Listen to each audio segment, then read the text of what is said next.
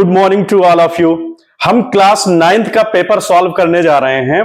जैसा कि आप जानते हो कि आपके जो एग्जाम हो रहे हैं वो पेपर मुझे जैसे मिलते हैं मैं उसको सॉल्यूशंस आपको देता हूं। तो आज क्लास 9th का है KV2 का पेपर। KV2 केंद्रीय विद्यालय नंबर 2 कुलाबा मुंबई। इसका पेपर क्लास 9th का है मेरे पास मैथमेटिक्स का, और एक पेपर है आर्मी पब्लिक स्कूल का क्लास 9th का ही मैथमेटिक्स का। तो इनके कुछ इंपॉर्टेंट क्वेश्चंस हम सॉल्व करेंगे आज, जो सॉल्यूशंस वाले हैं। तो क्वेश्चन फर्स्ट है इसमें, जैसे लिखा हुआ है, N isosceles triangle has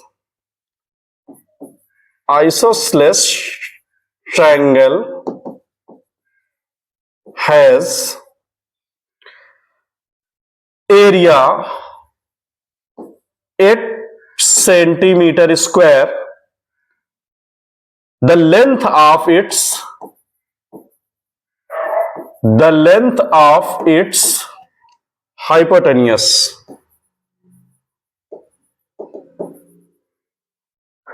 is, option 4 है। सबसे पहले है 32, सेकेंड ऑप्शन है √16, थर्ड ऑप्शन है 48 और फोर्थ है इसमें 24। तो आइसोसेलेस ट्रायंगल का एरिया तुम्हें गिवन है। अब कह रहा है कि लेंथ ऑफ हाइपोटेन्यूज जो होगा वो क्या होगा, आप बताइए। 4 ऑप्शन आपके पास हैं। KV2 का पेपर हुआ है अभी रिसेंटली 20 जैन को। तो क्वेश्चन फर्स्ट में कह रहा है कि ट्रायंगल है जो कि है आइसोसेलेस ट्रायंगल। तो मैं इस तरीके से इस ट्रायंगल को बना लूं। अब यहां पर ये हाइपोटेन्यूस हुआ, ये राइट एंगल है। यहां कोई भी नेम दे दो इसको, ABC। अब इस ट्रायंगल में आइसोसेलेस है तो 2 साइड्स इक्वल हो गए, ये 2 साइड्स इक्वल है तो जानते हो एंगल भी इक्वल होंगे। हमें लेंथ ऑफ हाइपोटेन्यूस चाहिए, जबकि एरिया इसका कितना गिवन है, एरिया कह रहा है 8 सेंटीमीटर स्क्वायर है। तो लेंथ ऑफ इट हाइपोटेन्यूस बताइए। तो आपको पता है कि एरिया ऑफ ट्रायंगल होता कितना है, half base into height. Very good. तो हाफ बेस इंटू हाइट जो है वो x मान लिया और दोनों इक्वल है, तो कितना हो जाएगा, ये x स्क्वायर इज इक्वल 8। तो x स्क्वायर इज इक्वल, ये उस साइड जाएगा तो हो जाएगा 16। तो x इज इक्वल √16। तो वैल्यू ऑफ x आ गया तुम्हारे पास 4 सेंटीमीटर। ये 4 सेंटीमीटर आया है। बट क्वेश्चन में क्या कह रहा है, लेंथ ऑफ हाइपोटेन्यूस चाहिए ये। अब इसको करने के लिए पाइथागोरस थ्योरम होते हैं अपने। क्या कहते हैं पाइथागोरस, कि हाइपोटेन्यूस का square is equal to sum of both sides का स्क्वायर। तो यहां इसका अगर हम हाइपोटेन्यूस निकालते हैं तो इसका स्क्वायर प्लस इसका स्क्वायर, तो 4 का स्क्वायर प्लस 4 का स्क्वायर अगेन, तो ये हुआ 16 प्लस 16, ये हो जाएगा 16 16 32, और ये अंडर रूट जाएगा इधर, तो अंडर रूट 32 सेंटीमीटर। ऑप्शन देख लो कौन सा है, ऑप्शन देख लो 32। जो क्वेश्चन फर्स्ट है इसका ऑप्शन 32 सेंटीमीटर है। आप करके आए हैं तो मार्क्स मिला होगा, नहीं तो जान लो कि करेक्ट है कि नहीं है। तो question of equilateral triangle is equal to √3/4 centimetre square है। ठीक है। Which of the following is side, side बताइए। आप कह रहा साइड बताइए, और आपके ऑप्शंस हैं √2, 4, 2, 1, ऑल आर इन सेंटीमीटर। तो पॉज करके वीडियो आप इसको सॉल्व भी कर सकते हो पहले, और फिर आंसर चेक कर लेना। तो area of equilateral triangle given मालूम है, वो इज इक्वल कितना गिवन है, √3/4। अब साइड स्क्वायर इज इक्वल कितना हो जाएगा, ये उधर जाके कट जाएंगे, कैसे, ये ऊपर जाएगा ये नीचे आएगा तो 1 हो जाएगा। तो साइड अंडर रूट 1, तो साइड का ये 1 कितना आ जाएगा, आंसर 1 ही रहने वाला है। तो अगर इक्विलेटरल ऑफ ट्रायंगल इसका पता है एरिया तो इजी हो गया, अदरवाइज फिर तुम वही परेशान रहोगे। तो कितना किया हमने, फार्मूला लिखा equilateral of triangle √3/4 side square, उस तरफ गया और ये आ गया 1। Option chord A B given है। Which is at distance of 6 centimetre from centre O of circle with radius 10 centimetre. तो ऑप्शंस गिवन है तुम्हें 8 सेंटीमीटर, बी है 4 सेंटीमीटर, सी गिवन है 16 सेंटीमीटर और डी है इसका 12 सेंटीमीटर। तो क्वेश्चंस आपके सामने है, कह रहा है कि the length of chord A B which is at distance of 6 centimetre from the centre. तो ये मैंने बनाया सर्कल और ये है सेंटर O, यहां से जो रेडियस गिवन है कितना है 10 सेंटीमीटर, ये बना लिया। अब ये कॉर्ड है तुम्हारे पास ए बी, अब सेंटर से जो डिस्टेंस है वो कितना गिवन है 6 सेंटीमीटर, तो यहां पर लिख लेते हैं 6 सेंटीमीटर। इसका मैंने नाम दे दिया कोई भी सी दे दिया। AOC में हम जानते हैं कि ये सेंटर से जब लाइन आती है तो कॉर्ड को बाइसेक्ट करती है, तो ये 90 भी होता है और बाइसेक्ट भी करती है। तो AC अगर मालूम हो गया तो कॉर्ड AB की लेंथ इजीली मालूम हो जाएगी। तो हमें यही चाहिए था लेंथ ऑफ कॉर्ड। अब 10 ये है 6 ये है, तो हम क्या करेंगे पाइथागोरस को अप्लाई करेंगे। पाइथागोरस करता क्या है, पाइथागोरस इसके अकॉर्डिंग हो जाएगा AO का square is equal to OC का स्क्वायर प्लस AO का स्क्वायर। तो जरा देखो OC कितना है यहां पर 6 है, तो ये हो जाएगा 36, AO का स्क्वायर यानी 100, तो 100 और 36 हमें चाहिए क्या, एक सेकंड। AO गिवन है 10 का स्क्वायर कितना हो गया 100, और हमें यहां पर AC चाहिए ना, AC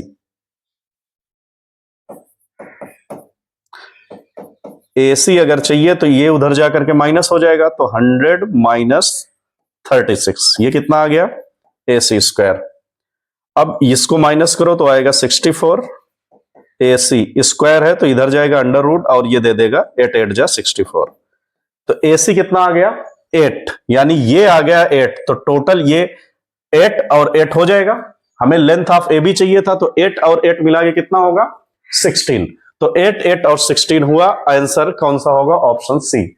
अब ये थोड़ी से थ्योरम तुम्हें सर्कल का मालूम होना चाहिए कि किसी भी सर्कल में सेंटर से जब कॉर्ड पर लाइन ड्रॉ करते हैं तो वो 90 होता है और बाइसेक्ट करता है।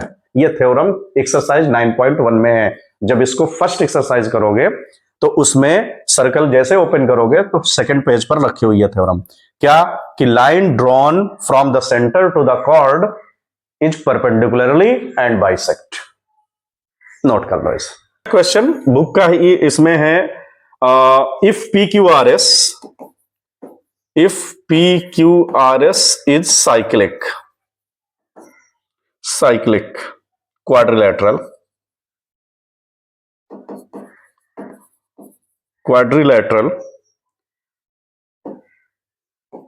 if PQRS angle QRS is equal 110, then SPQ is equal to, options हैं आपके इसमें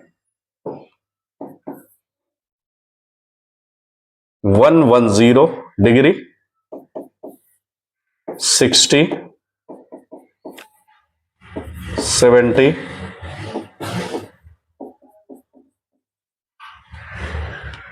none of these। क्वाड्रिलेटरल, तो आपको ये थोड़ी बात पता होना चाहिए कि PQRS जो क्वाड्रिलेटरल है वो साइक्लिक है। सर जी साइक्लिक का मतलब क्या होता है? अब कुछ बच्चे इसमें होंगे कि केवी के नहीं होंगे, APS के होंगे, NCS के होंगे, हो सकता है कि आउट ऑफ मुंबई हो, तो उनके लिए ये क्वेश्चंस मैं लिख भी दे रहा हूं। आपके पास पेपर नहीं है, ये केंद्रीय विद्यालय का पेपर केवी नंबर 2 कोलाबा मुंबई का है। तो पेपर नहीं भी है तो इसको जानना है, ये थ्योरम है। ए बी कोई भी क्वाड्रिलेटरल अगर साइक्लिक कहता है तो उसके एंगल जो हैं ये दोनों मिलकर के कितने हो जाएंगे 180। साइक्लिक वर्ड जब कह रहा है तो ये डायगोनल, ये जो एंगल है Q और S, ये भी दोनों मिलकर के कितना होगा 180 जब साइक्लिक वर्ड कहता है। तो ये बात को पता होनी चाहिए, थ्योरम है। अब इसको सॉल्व करते हैं। QRS 110 है, कह रहा QRS ये कितना है 110 है। तो SPQ बताइए, SPQ कितना होगा, ये कितना होगा। अभी देखो तुम्हें पढ़ करके लगे होगा कि अरे यार ये हार्ड है, बट डायग्राम मैंने बनाया, ये R है और ये कितना है P है। अब पैरेललोग्राम होता तो इक्वल होता, बट साइक्लिक कह रहा है तो साइक्लिक का मतलब दोनों को मिलाकर के 180। तो यहां पर जब यहां पर लिखोगे एंगल P पता करना है तुम्हें SPQ तो 180 माइनस 110, तो SPQ कितना हो जाएगा 0 से 0, 8 से 1, 7, 70। तो कौन सा ऑप्शन होगा थर्ड। तो ये क्वेश्चंस है बहुत इजी, बट थ्योरम पता होगा कि what means of the cyclic in the sense sum of two opposite angles are equal to 180 incline to one side of the rectangle at 25 degree. The acute angle between diagonal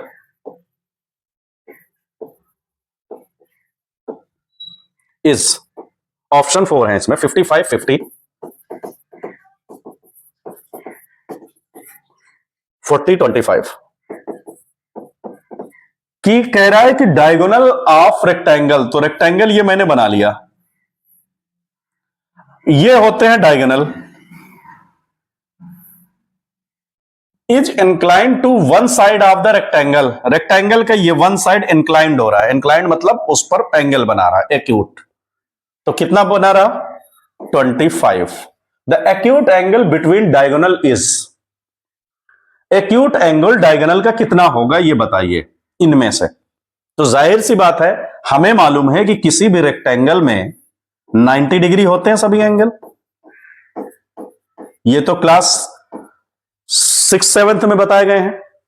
तो अगर 90 होते हैं और ये acute दिया है 25, तो ये कितना होगा 90 से माइनस कर दो इसको 25।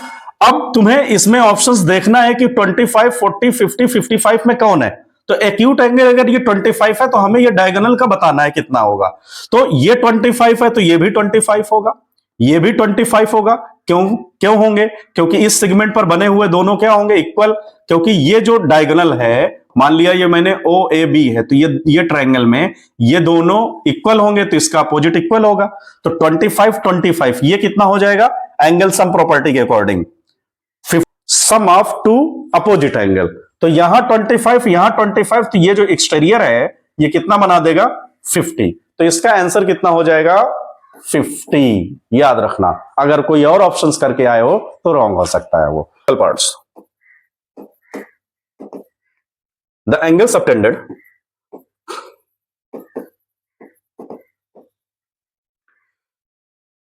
By each arc at the center is equal to, option है तुम्हारे पास 90, 60 और थर्ड है 45 और फोर्थ ऑप्शन है 30। तो इस क्वेश्चन में देखना है पहले क्योंकि ये क्या हो सकता है डायग्राम बना करके। क्वेश्चन में कह रहा है कि आपका एक सर्कल है जो इक्वल 8 पार्ट पर है। तो करके देख लो जरा पहले 1 2 3 4 ये कितने पार्ट हो गए टोटल 8 हो गए। 1 2 3 4 5 6 7 8 इक्वल पार्ट में हो गए। अब यहां पे कह रहा है कि angle subtended by each arc, ये जो आर्क हैं ये कितना एंगल सबटेंड कर रहा है। ईच, हर एक। तो तुम्हें पता नहीं है क्या कि टोटल कितना होता है? कितना होता है? 360। तो एंगल कितना हो गया? 360। अब कितने पार्ट हैं इसमें? 1 2 3 4 5 6 7 8। क्वेश्चन में कह ही रहा, 8 से डिवाइड करो इसको। डिवाइड करो तो कितना आएगा? 8 1 जा 8, 8 से 8 4 जा 32, 8 4 कितना आ जाएगा इसका आंसर? 45। कैसे पता? भाई ये कोई थ्योरम नहीं है, बस इतना जान लो कि एंगल सेंटर का कितना होता है? 360। 8 पार्ट है तो 8 से डिवाइड कर दो, हो गया आंसर। 1 1 मार्क्स के थे। तो क्वेश्चन हमने 7th भी कर लिया, 8th पे चल रहे हैं अभी। 8th क्वेश्चन है, AB and CD are equal chord. AB and CD are equal chord, ठीक है, okay. Of a circle, name है O, centre O। OP and OQ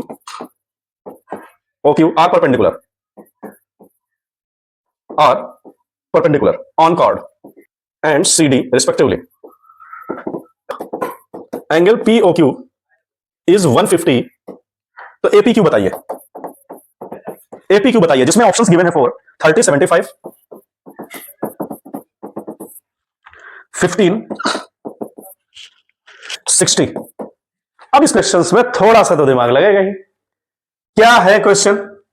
AB and CD are equal chord है। तो भाई एक circle draw करो। कर रहे हो तो ध्यान से देखना है कि इसमें थ्योरम कौन सा है। डायग्राम के ऊपर बहुत डिपेंड है। डायग्राम में जो तुम्हें पूछ रखा है APQ ये वाला, तो जब तुमने इसको x मान लिया और ये कह रहा O से ये क्या है? परपेंडिकुलर है, तो x प्लस ये दोनों मिलकर के कितना हो जाएंगे?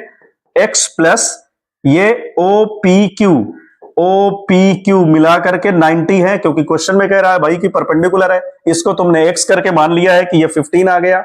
तो यहां से जब फाइंड करोगे x 15 प्लस एंगल OPQ जो चाहिए तुम्हें, एंगल P मैंने लिख लिया डायरेक्ट इसको, angle P is equal to 90। तो angle P is equal 90 minus कर दो उसको 15, कितना देगा ये आंसर? 10 से 5 5 और ये 8 से 1 7 75। कौन सा ऑप्शन होगा इसमें?